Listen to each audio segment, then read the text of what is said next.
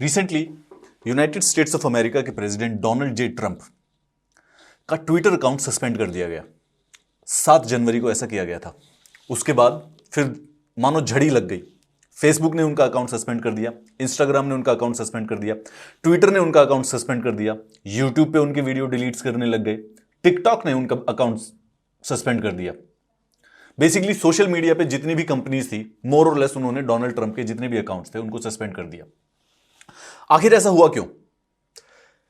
जो भी आप लोग इस मसले को समझते हैं या अभी जब इस बारे में जानेंगे तो आप में से कम 2 भागों में बढ़ जाएंगे। कुछ इस सस्पेंशन का जो एक्शन है हो सकता है इसको सपोर्ट करे और कुछ इसके अगेंस्ट भी हो सकते हैं। बहुत ही कॉम्प्लेक्स मैटर हो गया है कि क्या एक प्राइवेट कंपनी डेमोक्रेटिकली इलेक्टेड किसी लीडर के जो सोशल मीडिया अकाउंट्स होती है क्या उनको सस्पेंड करने की वो ताकत रखते हैं? क्या वो लीगल है? क्या वो मॉरल है? और इसके आगे आने वाले रेमिफिकेशंस और रिपरकशंस क्या है? इस वीडियो में हम यही बात डिस्कस करेंगे कि डोनाल्ड ट्रंप की जो सस्पेंशन है ट्विटर की, उसके रीजंस क्या थे, उसका कॉन्टेक्स्ट क्या था और उसके आने वाले रेमिफिकेशंस क्या हो सकते हैं। Let's begin the class. Welcome to Study IQ. मेरा नाम है अमित किल्लोर और शुरुआत करते हैं हम आज डोनाल्ड ट्रंप के ट्विटर के सस्पेंशन के बारे में बात कर ट्विटर एक बड़ी सोशल मीडिया कंपनी है। आप में से बहुत सारे लोग ट्विटर का अकाउंट यूज करते होंगे या ट्विटर पे किसी को फॉलो करते होंगे। हो सकता है शाहरुख खान को या किसी फिल्म स्टार को, किसी पॉलिटिशियन को, किसी क्रिकेटर को फॉलो करते होंगे। उन्होंने 7 जनवरी को permanent suspension of real Donald Trump, ये उनके ट्विटर हैंडल का नाम था, @रियल डोनाल्ड ट्रंप। इस पे ऑलमोस्ट 90 मिलियन यानी कि 9 करोड़ से भी ज्यादा लोग फॉलोअर्स हुआ करते थे और इस अकाउंट को परमानेंटली सस्पेंड कर दिया गया ट्विटर के द्वारा। इसका रीजन क्या है? Let's see that. इस वीडियो के पीडीएफ के लिए अगर आपको जरूरत है तो ये टेलीग्राम चैनल है t.me/Amit Kilor, इसको प्लीज ज्वाइन कीजिएगा। You can also connect with me on my social media, परंतु मैं उस पर बहुत ज्यादा एक्टिव नहीं रहता हूं, परंतु हो सकता है किसी दिन आपसे बात हो जाए। रिसेंटली फेसबुक ने, इंस्टाग्राम ने, स्नैपचैट ने, एप्पल ने और गूगल ने डोनाल्ड ट्रंप के बड़े सारे से अकाउंट को सस्पेंड कर दिया गया। इंडीड टिकटॉक ने भी कर दिया गया। अब पहला सवाल आप लोगों के दिमाग में यही आना चाहिए कि सर डोनाल्ड ट्रंप टिकटॉक पे क्या उनसे वीडियो बनाते थे? चलिए बात करते हैं उसके बारे में। ये क्यों हुआ है इसका एक कॉन्टेक्स्ट मैं आपको दे देता हूं। इसके साथ साथ इस स्टोरी में एक और बात ध्यान रखिएगा कि इन कंपनीज ने, जो कि गूगल है और गूगल और एप्पल, इन दोनों कंपनी ने एक ऐप है, पार्लर ऐप, एक ट्विटर का ऑल्टरनेटिव है। एक ट्विटर जिस प्रकार से जो ऐप होती है उसी का एक ऑल्टरनेटिव, दूसरा अलग एक डिफरेंट वर्जन है पार्लर। इस ऐप को भी बैन किया गया है गूगल और एप्पल के द्वारा। ये भी इसी स्टोरी से कनेक्टेड है, तो इसको याद रखिएगा। जानने के लिए समझ लीजिए कि पार्लर एक alt tech micro blogging and social networking service है। वही ट्विटर भी एक माइक्रो ब्लॉगिंग और सोशल नेटवर्किंग सर्विसेज है, लेकिन ये ऑल्ट टेक अर्थात ऑल्टरनेटिव टेक्नोलॉजी, मतलब कि जो कंपनीज मेन स्ट्रीम होती है उनके कोई ऑल्टरनेटिव कोई वर्जन प्रोवाइड करता है। इस पर डोनाल्ड ट्रंप का काफी सिग्निफिकेंट यूजर बेस था, उनके काफी सपोर्टर भी थे, परंतु उसके साथ साथ कंस्पिरेसी थ्योरिस्ट, ऐसे लोग जो मानते हैं कि कुछ बड़ा सा षड्यंत्र चल रहा है, राइट विंग एक्सट्रीमिस्ट, और जनरली इस ऐप पर जो पोस्ट होते थे वो फार राइट का कंटेंट, यानी कि थोड़ा सा कंजर्वेटिव, थोड़ा सा कंस्पिरेसी थ्योरी से रिलेटेड, एंटीसेमिटिज्म वो भावना होती है जो कि जूइश धर्म के या जुडाइज्म धर्म के या जूज लोगों के खिलाफ नफरत रखती है, बायस रखती है, प्रेजुडिस रखती है। And conspiracy theories such as QAnon अभी आप रिसेंटली न्यूज़पेपर में इसको पढ़ा करेंगे। क्यूअनॉन एक कॉन्स्पिरेसी थ्योरी है जिनका मानना है कि जो सरकार है वो जो अमेरिकन सरकार है, भारत का इससे कोई संबंध नहीं है, अमेरिकन सरकार पीडोफाइल्स, सैटेनिक, जो सेटन को वर्शिप यानी जो शैतान की पूजा करते हैं उनके द्वारा चलाई जा रही है। और डोनाल्ड ट्रंप बेसिकली इस समय मसीहा हैं उन सारे के सारे षड्यंत्रों को रोकने के लिए। तो क्यूअनॉन यानी एक कॉन्स्पिरेसी थ्योरी का एक ग्रुप है कुछ लोगों का। इसके बारे में कहीं पे पूछा जा सकता है या न्यूज़पेपर में आपके पास आएगा तो आपको समझने के लिए आएंगे। इसका मैं आपको पूरा का पूरा कॉन्टेक्स्ट देता हूं। देखिए क्या होता है, यहां से कॉन्टेक्स्ट स्टार्ट होता है। 6 जनवरी को डोनाल्ड ट्रंप, एक्चुअली में हमें थोड़ा और पीछे जाना पड़ेगा, हम जाते हैं पहले 4 नवंबर को। 4 नवंबर को यूनाइटेड स्टेट्स ऑफ अमेरिका में इलेक्शंस हुए थे। Elections United states of America में 4 साल के बाद होते हैं और वो जनरली हमेशा नवंबर के पहले हफ्ते में ही हो जाते हैं। 4 नवंबर को इलेक्शन हुए, उसमें डोनाल्ड ट्रंप एक प्रेसिडेंशियल कैंडिडेट थे, दूसरे थे जो बिडेन। डोनाल्ड ट्रंप की जो पार्टी है उनका नाम है कंजर्वेटिव, बिडेन की जो पार्टी है उनका नाम है डेमोक्रेट। रिपब्लिकन, इनकी आइडियोलॉजी कंजर्वेटिव है, पार्टी का नाम रिपब्लिकन है। इस इलेक्शंस में जो बिडेन की जीत हुई फेयर एंड फ्री इलेक्शंस के द्वारा, परंतु डोनाल्ड ट्रंप का मानना है कि वो इलेक्शंस रिग्ड थे और उनके अंदर काफी सारा सा बहुत लार्ज स्केल फ्रॉड किया गया। पिछले 2 महीने से ये अपने ट्विटर पर और फेसबुक पर इस प्रकार की थ्योरीज को पुट फॉरवर्ड कर रहे हैं कि इलेक्शंस के अंदर काफी फ्रॉड हुआ है और असली में इलेक्शंस मैं ही जीता हूं। ये बात जब फाइनली आ गई 6 जनवरी को, 6 जनवरी को यूजुअली ये इनकी फिक्स डेट है अमेरिकन संविधान की कि 6 जनवरी को जो पूरा का पूरा संसद है वो मिलता है और आने वाले नए प्रेसिडेंट को डिक्लेयर कर देता है और प्रेसिडेंट अपनी शपथ लेता है 20 जनवरी को। ये कॉमन है, ये पिछले 100-150 सालों से इसी प्रकार से चलता आ रहा है कि 6 जनवरी को संसद मिलता है और निर्णय लेता है कि प्रेसिडेंट कौन बना। फाइनली ऑफिशियल जो इलेक्शंस की डिटेल तो पहले ही आ जाती है और 20 जनवरी को हर बार प्रेसिडेंट, तो जैसे पिछली बार 20 जनवरी 2016 को डोनाल्ड ट्रंप ने शपथ पद ग्रहण लिया था बराक ओबामा से, और अभी 20 जनवरी को Joe Biden basically United states of America के प्रेसिडेंट बन जाएंगे।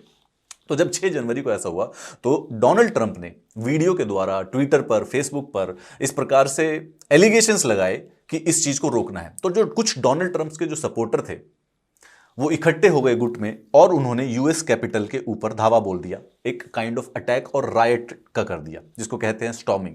यूनाइटेड स्टेट्स कैपिटल एक रायट था, एक वायलेंट अटैक हो गया यूनाइटेड स्टेट्स कांग्रेस के ऊपर। ये यूनाइटेड स्टेट्स कैपिटल है, कैपिटल, कैपिटल नहीं है ये, TAL नहीं, TOL।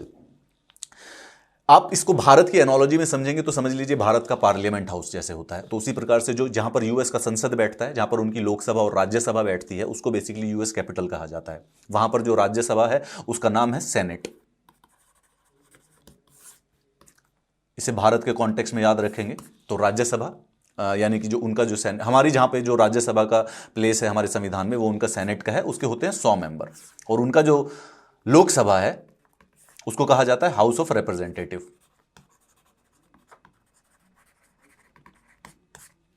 उसमें 435 मेंबर होते हैं। ठीक है, ये दोनों के दोनों मिला के बनाते हैं संसद, जो कि यूएस कैपिटल नाम की जो बिल्डिंग है उसके अंदर बैठते हैं और उसके बाद प्रेसिडेंट को डिक्लेयर करते हैं। ठीक है, अब 6 जनवरी को बेसिकली ट्रंप के जो सपोर्टर थे उन्होंने यूएस कैपिटल के ऊपर अटैक कर दिया, रायट कर दिया, जिसमें 5 लोगों की मृत्यु भी हो गई। इस रायट की वजह से ट्विटर ने अगले दिन डोनाल्ड ट्रंप का जो ट्विटर अकाउंट है जिसके 90 मिलियन फॉलोअर्स हैं अप्रोक्सीमेटली, उसको परमानेंटली बैन कर दिया, ये कहकर, ये क्लैरिफिकेशन देकर कि डोनाल्ड ट्रंप बेसिकली इस समय वायलेंस फैला रहा है और ये ट्विटर की पॉलिसीज के अगेंस्ट है। इसके साथ बेसिकली एक डोमिनो इफेक्ट हुआ। उसके बाद ये फेसबुक ने भी किया, इंस्टाग्राम ने भी उनके अकाउंट बैन कर दिए, स्नैपचैट ने भी कर दिए, और उसके साथ जो ये कॉन्स्पिरेसी थ्योरी है, ये जो ग्रुप था जिनको लग रहा था कि इलेक्शंस के बीच में फ्रॉड हुआ है, जो कि प्राइमरली स्पीकिंग पार्लर नाम की जो ये ऐप थी उस पर ज्यादा एक्टिव थे, उस पार्लर नाम की ऐप को भी एप्पल के ऐप स्टोर और गूगल के प्ले स्टोर दोनों से हटा दिया गया। इंडीड अमेजॉन जहां पर इसकी वेब सर्विसेज स्थापित की हुई थी, जहां पर ये इनका पूरा का पूरा क्लाउड बेस्ड मैनेजमेंट था, अमेजॉन ने भी इसको पूरा का पूरा हटा दिया। तो basically with in 2 to 3 days ये पूरी की पूरी ऐप परमानेंटली खत्म हो गई इसी वजह से।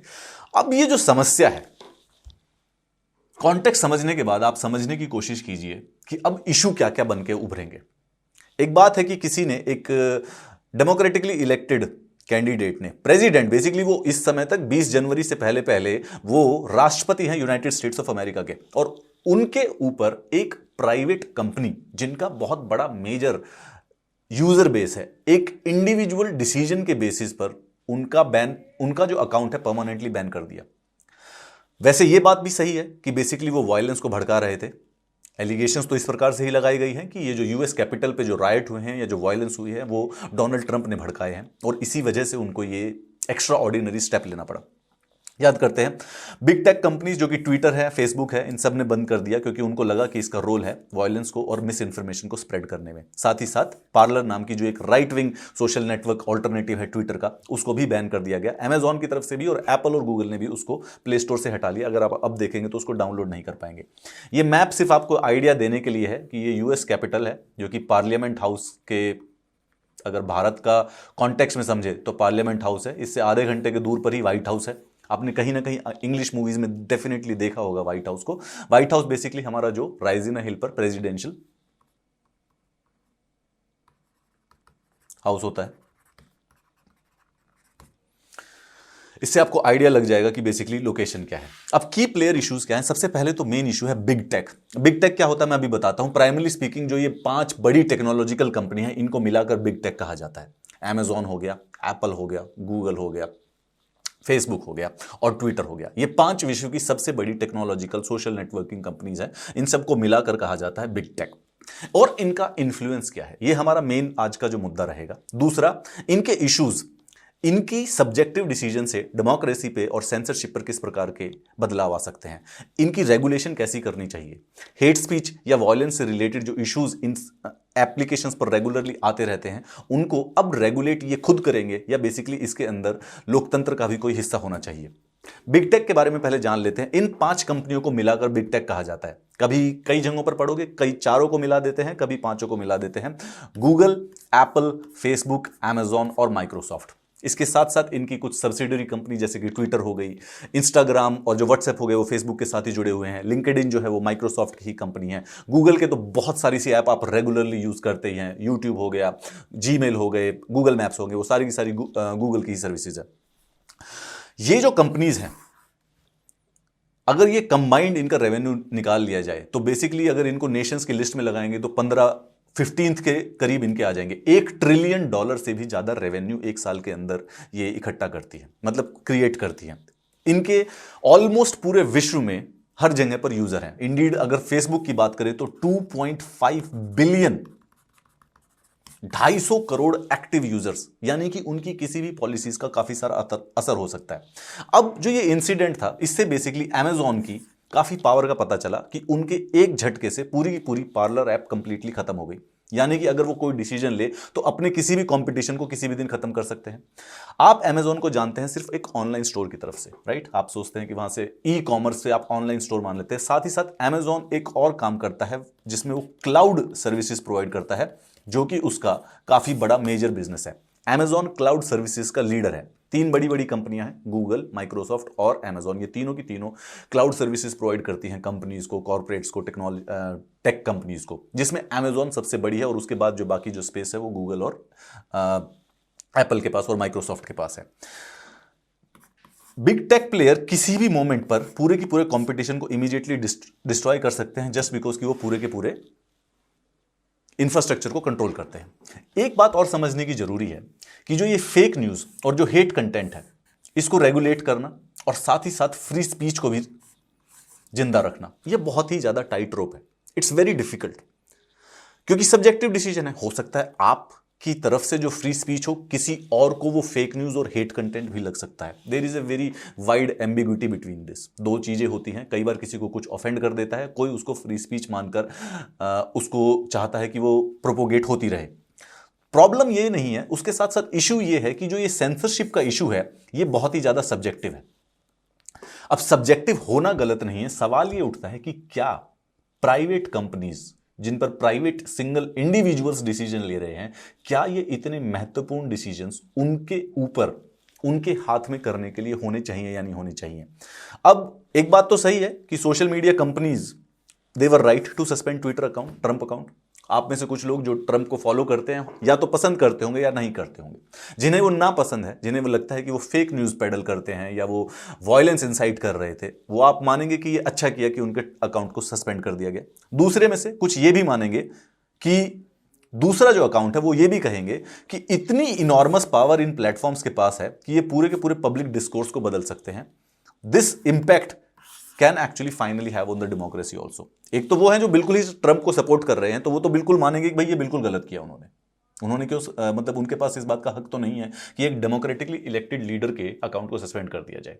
लीगली अलाउड है क्योंकि वो प्राइवेट कंपनीज है, तो वो अपनी कोई भी सर्विसेज पर किसी भी प्रकार की कंडीशंस रख सकते हैं। बट द प्रॉब्लम इज कि उनका जो यूजर बेस है वो इतना बड़ा है और इन्फ्लुएंस इतना बड़ा है कि वो इंडिविजुअल का जो प्राइवेट डिसीजंस है वो पब्लिक बन जाता है। Will come to that.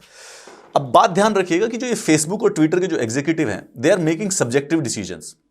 Which are then applied to the political content. और इस समय ऐसी कोई उनके पास सटीक स्ट्रैटेजी नहीं है जिससे वो इसको डिसाइड कर रहे हैं।